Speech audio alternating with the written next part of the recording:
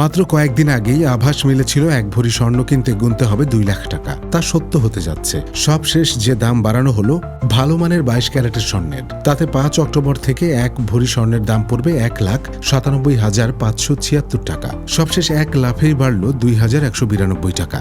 4 October রাতে বাজুসের এক বিজ্ঞপ্তিতে স্বর্ণের নতুন দাম নির্ধারণের বিষয়টি জানানো হয়েছে। এক সপ্তাহেই স্বর্ণের দাম বেড়েছে প্রায় 6,000 টাকা। এর আগে সবশেষ গত 29 সেপ্টেম্বর ভরিতে 2,415 টাকা বাড়িয়ে 22 ক্যারেটের এক ভরি স্বর্ণের দাম নির্ধারণ করা হয়েছিল 1,95,384 টাকা, যা এতদিন দেশের বাজারে এক ভরি স্বর্ণের সর্বোচ্চ দর ছিল।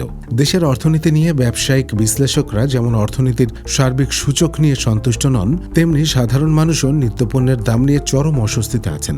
ফলে স্বর্ণের দাম বেড়ে যাওয়ায় এই মূল্যবান ধাতু বিক্রি কমে গেছে অনেকটাই। স্বর্ণ ব্যবসায়ীরা জানাচ্ছেন, দেশীয় নয় আন্তর্জাতিক কারণেই স্বর্ণের দাম বেড়েছে।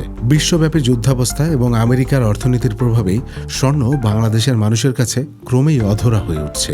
বিশ্ববাজারে স্বর্ণের দাম এখন প্রতি আউন্সে $3,800 উপরে। ফেডারেল রিজার্ভের নীতি, প্রত্যাশা ও ভূ রাজনৈতিক অনিশ্চয়তা এই দামকে ধরে রেখেছে। মাত্র 7 দিন আগেই দুবাইয়ের বাজারে 24 ক্যারেট স্বর্ণ ছিল 452.25 দিরহাম ও 22 ক্যারেট 418.75 দিরহাম।